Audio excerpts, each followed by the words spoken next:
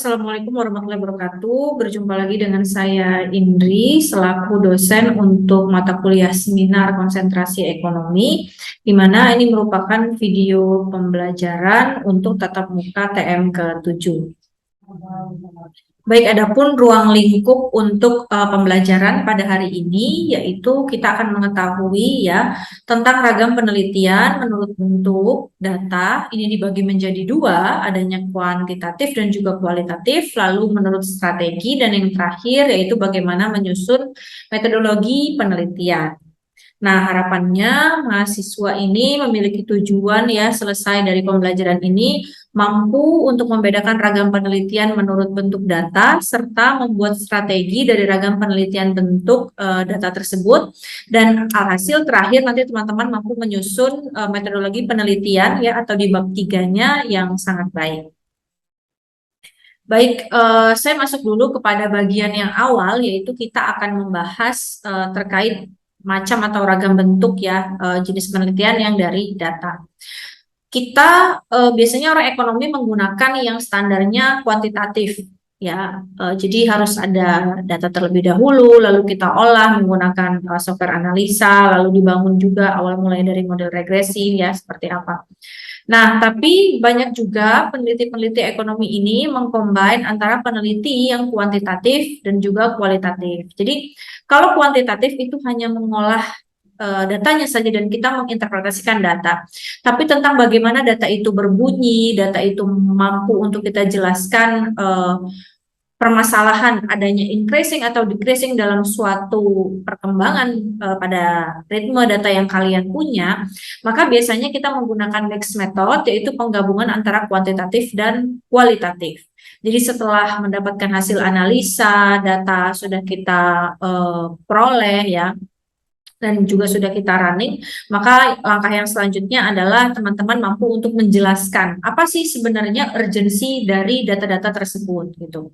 Dan menurut ragam penelitian dari paradigma keilmuan yang diungkapkan oleh Muhajir tahun 90, ini ada 3 macam ya paradigma keilmuan. Yang pertama positivisme, rasionalisme, dan fenomenologi. Jadi kalau positivisme ini terkait membahas permasalahan-permasalahan yang memang berkembangnya ini update. Itu contoh kayak pertumbuhan perekonomian itu kan selalu terupdate setiap setahun sekali, laju pertumbuhan gitu ya, jumlah angka kemiskinan, pengangguran. Jadi positivisme ini lebih kepada arahnya memang kita mau lihat nih apa sih sebenarnya yang terjadi terhadap zaman atau terhadap suatu daerah day by days-nya. Jadi makin tahun itu atau makin bertambahnya waktu tentu pasti akan ada pembaharuan. Nah, pembaharuan seperti apa yang mau kita lihat. Nah, kemudian jika kita melihat lagi ke rasionalismenya ya, di rasionalisme itu jenis penelitiannya adalah kita akan melihat bagaimana hubungan dalam suatu variabel atau kerangka penelitian. Kita akan melihat apakah mampu untuk wujudkan. Jadi hasil penelitian ini impact-nya sampai sejauh mana. Jadi rasionalnya berpikir bagaimana apa yang kita teliti ya ini memberikan dampak atau mungkin secara pengerjaannya dari sisi rasional ini mampu tidak sih diterapkan atau mampu tidak sih kita lakukan suatu kajian yang memang akan berdampak pada suatu aktivitas atau objek apa yang kita teliti. Dan yang terakhir adalah fenomenologi. Ini biasanya berangkat dari suatu permasalahan yang memang menjadi fenomena umum. Contoh kayak pandemi COVID, kemacetan ya. Tapi kemacetan juga bisa terhadap positivisme. Jadi untuk paradigma keilmuan ini kita nggak serta-merta baku ya. Jadi kalau saya mau menggunakan yang positivisme ya udah positivisme aja gitu. Terus nggak mau menggunakan yang lainnya. Hal itu sangat disayangkan untuk terjadi karena sebenarnya yang namanya penelitian apalagi kalau kita hubungkan dalam dunia sosial ini sangat bentuknya apa ya agile, jadi gampang lah untuk berubah dan mudah untuk dikombinasikan. Nah, kalau di sini adanya ragam perbedaan 3 macam penelitian antara positivisme, rasionalisme, dan fenomenologi jauh lebih jelas ya dijelaskan dalam kerangka ini. Di mana kalau dari sisi kerangka teori sebagai persiapan penelitian, maka kerangka teori ini dirumuskan spesifik mungkin dan menolak ulasan meluas yang tidak relevan. Karena tadi menganggap misalnya gini, pertumbuhan perekonomian itu dipengaruhi sama banyaknya pohon. Segala sesuatu yang tidak relevan maka akan ditolak dalam penelitian positivisme. Nah, kalau di rasionalisme, dia konseptualisasi teoretiknya berakar, teori tersebut secara rasional mampu tidak kita lakukan pada keadaan nyata. Gitu. Nah, pada fenomenologi, kerangka teori ini sebelum penelitian tidak diperkenankan dan hasil penelitian dapat menjadi produk artifisial jauh dari sifat yang naturalnya. Jadi, hasil dari pengamatan, ya, permasalahan COVID gitu dan penelitian-penelitian itu menjadi suatu produk yang memang menilai bagaimana sih impact dari suatu fenomena. Sampai dengan kedudukannya, kalau positivisme itu objeknya dispesifikasikan dan dipisahkan, sementara kalau rasionalisme objeknya dilihat dalam konteks konstruksinya seperti apa, teoretikal. Lalu kalau fenomenologi objeknya dilihat dalam konteks natural atau pendekatan holistik. Nah, dalam hubungan objek dan penelitian, si positivisme ini pemilahan subjek peneliti dari objek penelitian dan pendukungnya ini satu persatu dilakukan pemilahan. Nah, kalau di rasionalisme ini pemilahannya subjek peneliti dari objek penelitian dan pendukungnya, dan yang terakhir adalah bersatunya subjek peneliti dengan subjek pendukung objek penelitian untuk masing-masing objek apa yang diteliti. Dan untuk hasil bisa digeneralisasikan ya ketika memang penelitian positivisme ini berpangkal dari objek yang spesifik dan berakhir pada hasil yang mau dianalisanya seperti apa. Nah, kalau rasionalisme ini dia terbagi menjadi dua tahap ya, dari objek spesifikasi atas hasil uji makna empiris, dan yang kedua adalah pemaknaan hasil uji reflektif. Jadi dibuat replikanya dari tadi teori kita buat misalnya ke kehidupan nyata. Nah, kalau yang fenomenologi hasilnya tidak bertujuan membuat generalisasi, tapi lebih kepada keilmuan apa yang terjadi dalam fenomena tersebut. Ada lainnya lagi ya, yaitu ragam penelitian. Menurut strategi di sini dikemukakan ada 4, ada opini, ada empiris, ada kearsipan, dan ada analitis. Nah, untuk yang opini, kerangka atau strategi penelitiannya yaitu peneliti mencari pandangan atau persepsi orang-orang di sekitar atau yang relevan terhadap suatu permasalahan. Nah, kalau empiris dia lebih kepada studi kasus, studi lapang, dan studi laboratorium, dan mempunyai standar pertanyaan untuk mengukur objek-objek apa saja ya yang mau diambil dalam penelitian tersebut. Nah, untuk penelitian kearsipan, jadi dikategorikan arsip di sini ya, dalam hal ini diartikan sebagai rekaman fakta yang disimpan, jadi bisa by, kita bilangnya itu study by research or study by previous research yang memang sudah terjadi ya, jadi kita tinggal kajian empiris, kita lihat apakah teori-teori misalnya di negara A menyepakati bahwa pengangguran itu dapat menyebabkan kemiskinan. Nah, di negara B, sejauh mana pengangguran itu dapat menyebabkan kemiskinan. Jadi, penelitian-penelitian di negara A, B, C, D, sampai dengan Z, anggaplah ya sebegitu banyak negara, maka akan dikombin dan akan dilihat benang merahnya ini ada di mana. Jadi, berdasarkan penelitian-penelitian terdahulu, kita akan melihat kedudukannya yang sekarang ini penelitian yang sedang dilakukan itu ada di mana. Dan bisa saja sebenarnya itu hanya menggabungkan dari beberapa penelitian sebelumnya. Nah, yang terakhir adanya penelitian analistik ya, di mana terdapat problema penelitian yang tidak dapat dipecahkan dengan penelitian opini dan juga empiris. Ini lebih kepada analisa dasar yang filsafat dan logika. Ini banyak juga digunakan di berbagai penelitian-penelitian sosial ya, seperti halnya bagaimana untuk menangani suatu permasalahan kemiskinan ya, bagaimana kategori miskin itu berkembang dari yang sifatnya objektif kepada yang dia tidak, lebih kepada ya kategori kemiskinan yang memang relatif gitu ya. Ya, orang dibilang miskin, dia bilang ya relatif, tergantung apakah pengukuran kemiskinannya hanya dari mobil, motor, atau dari banyaknya aset, atau memang sudah dikategorikan dari kondisi rumah gitu. Ya, kondisi rumah dan pangan lain-lain kan memang diatur dari BPS ya, tapi mungkin ada beberapa orang yang mengkategorikan kemiskinan relatif itu kayak misalnya, oh kalau belum punya mobil itu dikategorikan miskin, oh kalau dia nggak punya motor, dia dikategorikan miskin. Nah, jadi untuk beberapa analisa-analisa yang memang menggunakan hubungan ya antara sosiologi, psikologi dan juga ekonomi ini kita basisnya kepada yang penelitian yang analitis, tapi lebih kepada pendekatan-pendekatan filsuf ya yang analitis ini. Nah, ada pendapat lain menurut Yin ya, yang ya buat tahun 98, di mana macam-macam penelitian dan bentuk permasalahan serta bentuk kontrolnya seperti apa, serta fokusnya itu di mana.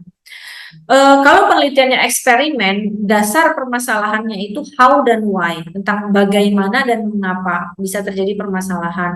Kontrol kejadian sangat perlu dilakukan dan berfokus juga pada kejadian yang saat ini. Nah, untuk deskripsi isu ini lebih banyak ya, 5W1H. Kita bisa kategorikan seperti itu karena dia sifatnya kan survei dan melihat keadaan yang benar-benar terjadi di nyatanya seperti apa. Lalu perlu dikontrol, tidak perlu dikontrol karena memang sifatnya hanya deskriptif, lalu berfokus pada kejadian saat ini. Nah, analisis kearsipan ini terkait who, what, where, how much, ini juga hampir sama seperti yang tadi di deskripsi atau survei.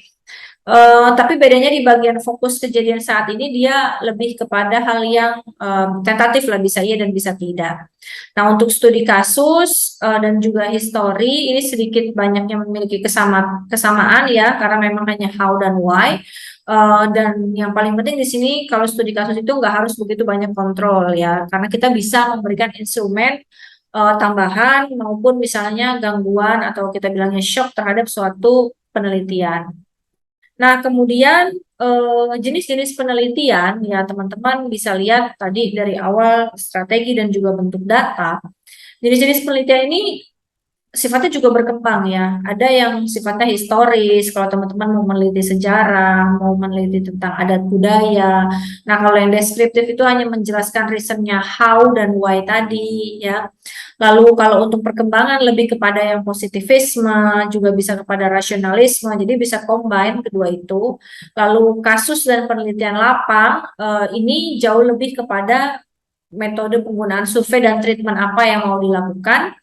Lalu kausalitas komparatif, kita akan melihat hubungan dan kita juga membandingkan. Dan yang terakhir adalah eksperimen, ya benar-benar melakukan percobaan atas suatu kondisi lah gitu. Nah, untuk jenis penelitian yang menggunakan variabel dan pengukuran, kamu harus bisa memilih apakah variabel ini suitable or not untuk kamu gunakan. Karena tadi saya sampaikan di penelitian positivisme yang di awal, maybe you can use a lot of variable in this world, but it's not suitable, I think. Kenapa saya pikir untuk nggak suitable, nggak cocok? Ya tadi contohnya aja gini, misalnya tingkat kriminalitas akan bertambah seiring semakin pendeknya rok anak-anak SMA. Itu kan nggak bisa dibuktiin ya, dan tidak ada theoretical, nggak ada rasionalitas mengarah yang ke sana. Maka untuk pemilihan peubah atau variabelnya ini memang harus dikaji dahulu apakah ada teori-teori yang melatar belakangi. Dan yang kedua, peubahnya juga harus terukur gitu. Terukurnya juga dalam jenis data yang jelas, time seriesnya gitu ya. Nggak bisa kita loncat-loncat mengambil data, ada yang bilang pengen bulanan, ada yang pengen tahunan gitu, ada yang harian. Jadi kalau semua datanya harian, satu variabel aja datanya harian, berarti yang lainnya juga lebih kepada harian.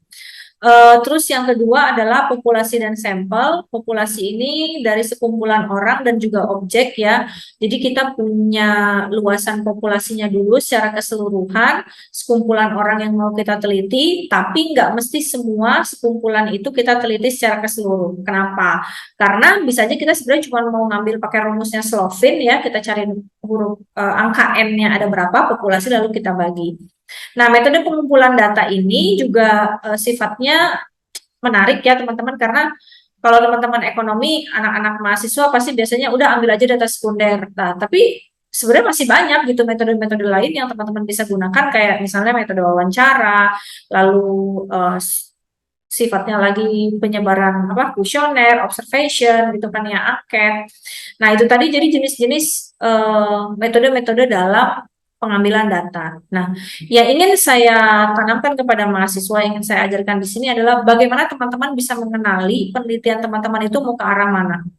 Apakah sifatnya hanya pembuktian, ya, atau mau kajian empiris dari yang sebelumnya, atau mau yang positivisme, atau mau yang rasionalisme. Nah, itu tergantung dari jenis tema dan urgensi data yang tersedia. Untuk metode analisa juga banyak ya, walaupun biasanya mahasiswa memang selalu menggunakan dalam zona nyaman ya, adanya hanya di regresi atau mungkin di uji beda dan juga korelasi.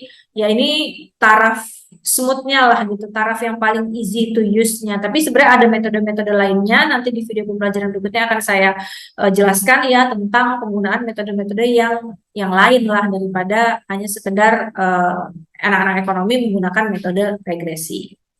Adapun referensi untuk pembelajaran kali ini, teman-teman bisa baca dan kita akan mengumpulkan banyak-banyak jurnal ya terkait penggunaan metode-metode penelitian yang penuh dengan kebaharuan. Baik, saya rasa cukup untuk video pembelajaran kali ini. Adapun kesimpulan yang dapat kita ambil, teman-teman, tadi sudah saya sampaikan di awal bahwa pengenalan jenis data itu berdasarkan teman-teman mau meneliti jenis tema penelitiannya seperti apa. Apakah teman-teman hanya mengandalkan dari penelitian-penelitian sebelumnya, atau teman-teman jauh lebih prefer untuk mengembangkan dengan kebaharuan, positivisme, dan menghubungkan juga dengan teori-teori yang ada, rasionalisme? Teman-teman bisa tahu gitu urgensinya di mana. Karena memang yang mengenal penelitian kita ya cuma diri kita sendiri. And then tentang bagaimana metode dalam pengolahan penelitian itu, anggaplah seperti teman-teman ingin memotong suatu buah ya, atau mengupas buah. Apakah kalau teman-teman ingin makannya buah stroberi, teman-teman membutuhkan pisau cutter atau tidak membutuhkannya sama sekali? Atau kalau teman-teman ingin membuka kulit jeruk, apakah teman-teman harus membutuhkan pisau daging? Nah, jadi penelitian itu seperti itu. Pisau alat analisis, pisau sebagai alat analisis yang dapat berguna membantu teman-teman merumuskan apa sih yang bisa teman-teman teliti. Baik, saya rasa cukup untuk video pembelajaran kali ini. Saya akhiri. Wassalamualaikum warahmatullahi wabarakatuh.